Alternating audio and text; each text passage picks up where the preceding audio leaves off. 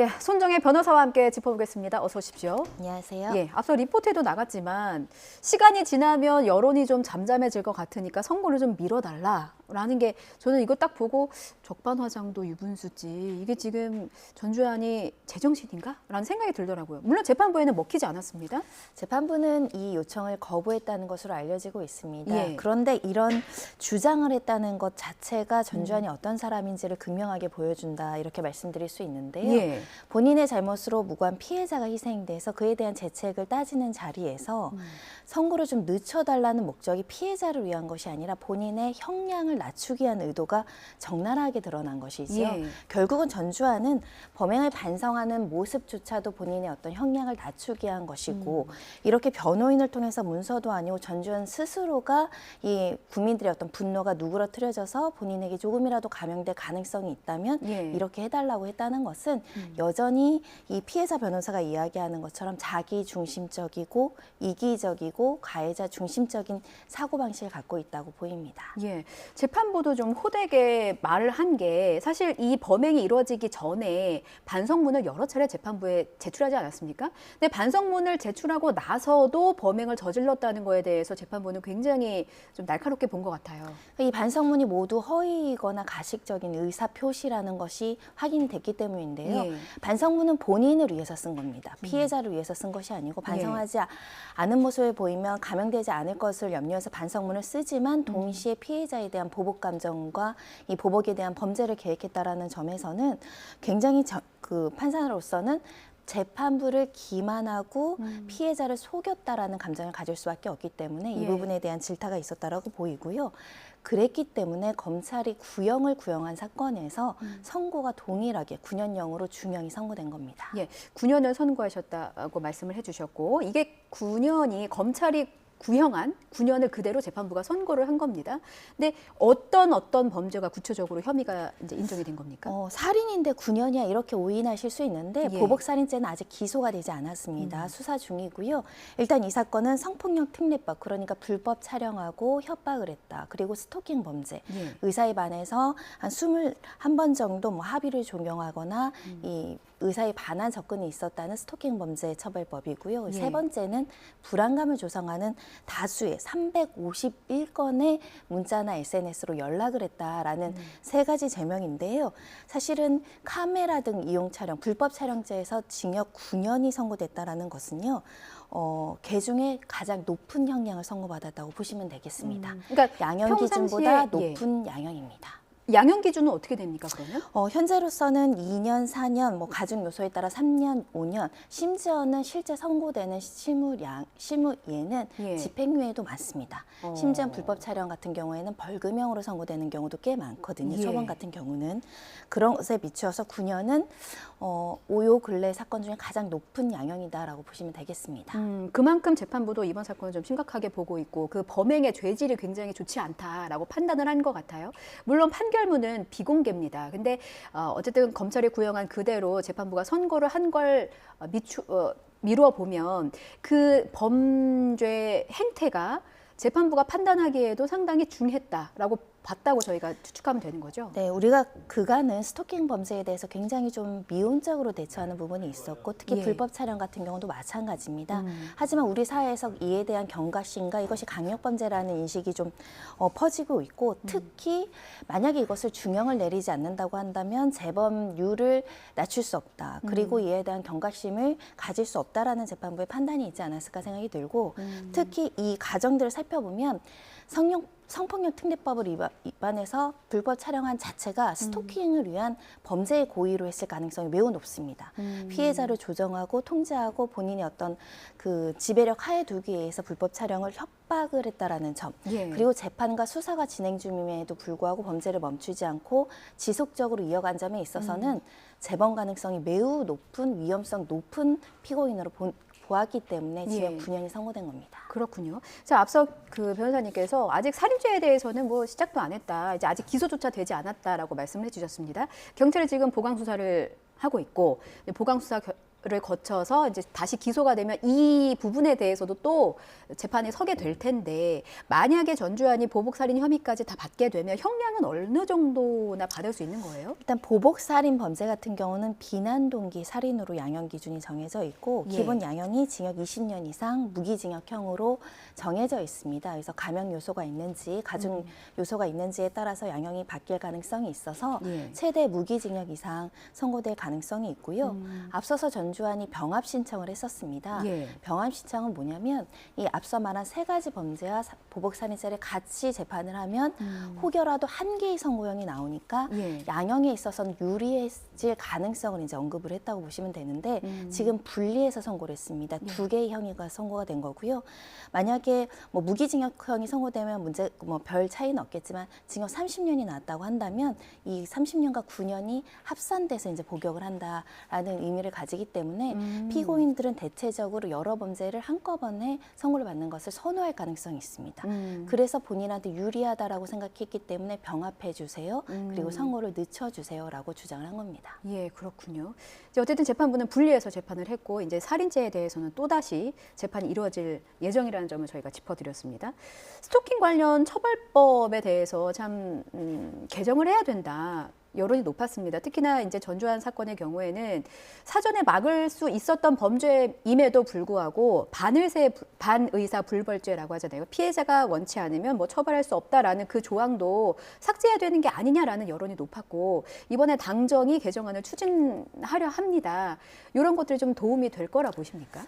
실효적으로 도움이 될 것으로 보입니다. 왜냐하면 이 사건에서도 그 스토킹 처벌법 위반으로 적시된 내용 중에 보면 예. 합의를 요청하기 위해서 합의해달라고 쫓아다닌 거거든요. 예. 결국 피해자가 범죄로 이렇게 고소하고 처벌을 원하는데 오히려 가해자는 합의를 목적으로 연락을 시도해 올 수밖에 없는 구조라고 한다면 피해자가 갖는 두려움이나 위협감이 굉장히 커질 수밖에 없거든요. 예. 피해자의 의사가 아니라 이 사람은 이렇게 제대로 처벌하지 않으면 재범률이 높아지는 사람이기 때문에 공공의 이익을 위해서도 처벌해야 됩니다. 예. 근데 피해자가 합의를 했는지 안 했는지에 따라서 처벌 여하가 바뀐다면 당연히 피해자가 합의 종용을 받을 수밖에 없고 그 과정에서 2차 가해를 받을 수밖에 없기 때문에 반의사 불벌죄 폐지 이야기는 굉장히 오랫동안 이해가 된 것이고요. 예. 앞서서 이와 더불어서 스토킹 범죄에 대해서 단순 스토킹이 3년 이하로 규정되어 있거든요. 근데 단순 스토킹인 경우에도 굉장히 위험성이 높은 범죄일 수 있습니다. 예.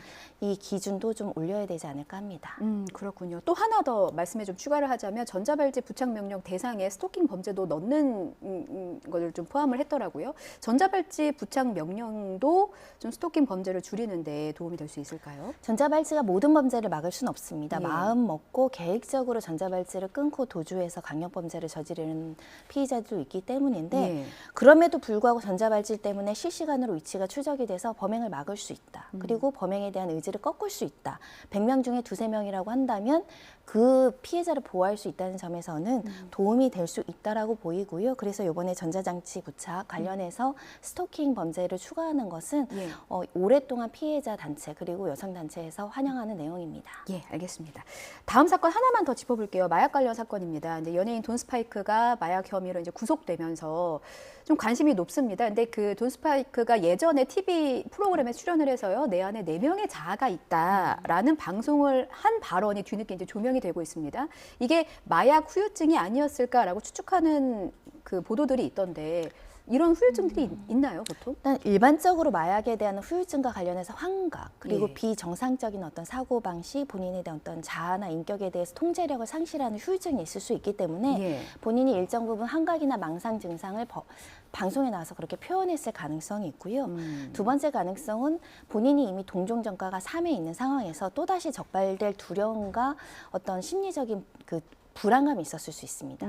향후 이것이 적발될 가능성이 있었을 때 내가 정신적으로 이런 문제가 있었고 심리적으로 우울증이나 망상이 좀 있었다는 것을 대비해서 이야기할 가능성이 있기 때문에 예. 마약의 후유증으로 단정지어서 이야기는 할 수는 없지만 이 사람의 범행과 그 과정에서 본인이 이것을 방송에 이야기했을 때는 본인에게 유리하다고 이야기한 겁니다. 그런 측면에서 바라봐야 될 것 같습니다. 그렇군요. 동종전과 3회를 말씀해 주셔서요. 이번에까지 이제 추가가 되면 가중처벌이 되는 건가요? 아니면 형량이 어느 정도 정도로 예상됩니까? 동종전가가 3회 있다고 한다면 예. 실형을 피하기는 어렵다고 보셔야 될 것 같고요. 일단 기본 양형이 2년에서 4년, 매매나 알선을 했다고 평가가 된다고 한다면 4년에서 7년까지 나올 수도 있습니다. 예. 현재 선해분 30g을 이제 압수수색 과정에서 이제 발견이 됐다라고 알려지고 있는데 단순 투약이나 본인만 투약을 할 목적으로 가지고 있었느냐, 예. 이것을 돈을 주고 매도를 하거나 또는 다른 사람을 하게끔 알선을 했느냐에 따라서 예. 양형 기준이 좀 달라져서 이에 대한 수사가 이루어져야 되는 상황입니다. 근데 변호인 측의 해명을 좀 보면요. 돈 스파이크가 서툴러서 그렇다. 그리고 체격에, 왜냐하면 그 적발 당시에 30g의 필로폰을 갖고 있었는데 그 30g이라 하면 1000명이 동시에 투약할 수 있는 분량이었습니다. 일단 이 사건을 보고 한 사람이 저렇게 많은 마약을 구매할 수가 있구나. 마약이 정말 암암리에 퍼졌나라는 의구심이 들었고, 또 한편으로는 변호인의 해명을 보면 이게 마약을 많이 안 해본 사람들은 서툴기 때문에 좀 이런 말 표현 좀 그렇지만 여유분을 갖고 있다라고 이제 해명을 하고 있습니다. 이런 것들은 재판장에서 어떤 식으로 좀 작용을 할까요? 일단은 돈 스파이크 씨가 이렇게 주장을 한 부분은 조금 신뢰성이 떨어질 수 있습니다. 왜냐하면 애초에 이 사건이 적발이 됐을 때 저 혼자 했어요. 예. 그리고 최근에야 마약을 했어요라고 이야기를 했었거든요. 근데 이 두 가지 주장이 모두 거짓말인 것이 확인이 됐죠. 예. 다수의 사람들과 같이 했고 이미 동종전가가 있었다는 사실에 있어서는 이렇게 많은 양을 가지고 있었던 목적도 허위로 진술했을 가능성이 있습니다. 더군다나 상식과도 좀 반하는 것이 30g이면 돈의 가치로는 한 1억 상당이라고 보이는데 예. 서툴러서 버릴 것을 대비해서 그렇게 비싼 약을 많이 가지고 있고 이것을 버릴 수도 있다라는 개연성을 주장하는 것보다는 다량으로 투약을 하거나 다수의 사람에게 제공할 가능성을 염두하고 많이 가지고 있다고 보는 게 통상적이기 때문에 서투르다는 것도 초범이면 이해할 여지가 있지만 그렇지 않다는 점에서는 판사님이 이것을 받아들일지는 좀 미지수 아닐까 합니다. 예. 워낙에 최근에 마약 사건이 많이 전해져서요. 근데 사실 이게 끊지 못하니까 마약이라고 불리겠습니다만 끊고 싶은 사람들이 분명히 있을 것 같습니다. 이제 어쩌다가 마약을 접하게 됐을 경우에 이런 사람들을 위해서 좀 도움을 줄 수 있는 사회 시스템이라든가 있을까요? 일단은 절대적으로 의학적인 어떤 질병이라는 관점에서 치료를 해야 된다는 점을 말씀드리고 싶은데요. 예. 근데 병원에 치료하고 싶지만 치료를 못 가는 이유 중에 혹시 내가 치료 목적으로 방문했다가 마약 사범인 걸 적발해서 처벌받으면 어떡할까라는 고민이 많다고 합니다. 그렇죠. 이에 대해서 익명성이라든가 치료 우선적으로 할 수 있는 사회적인 제도라 이런 보완이 좀 시급히 마련돼야 될 것 같고요. 마약 사범을 위해서도 우리나라가 마약 범죄에 대해서는 아직도 양형이 낮습니다. 예. 사실은 마약 사범에 대한 어떤 처벌이 약하기 때문에 외국에 있는 마약 사범들이 우리나라를 유통지로 지목을 하거나 우리나라 사람들을 유통책으로 쓰고 있는 거거든요. 워낙 그러니까 뭐 영화에서도 마약 관련한 영화들이 굉장히 많아졌잖아요. 네, 양형 기준이 높은 나라는 거기서 범죄를 저지르라고 하면 위험성이 높으니까 우리나라로 오기도 하고 우리나라의 우편이나 우리나라의 시스템을 이용하는 경우도 있는 겁니다. 예. 따라서 양형 기준도 좀 우차적으로 좀 처벌을 강화해야 되고 그와 더불어서 치료 우선적으로 예산도 많이 확보해야 되고 병원도 많이 확보해야 되고 그 과정에서 마약 사범이 복귀할 수 있도록 복지적인 지원 서비스도 마련될 수 있도록 관심이 좀 필요한 상황입니다. 예, 정리하면 치료 우선, 대책이 우선 마련이 돼야 되고 법적으로 처벌을 강화하는 방안도 마약 사범을 좀 줄일 수 있는 방안이다라는 점까지 짚어주셨습니다. 지금까지 손정혜 변호사였습니다. 잘 들었습니다.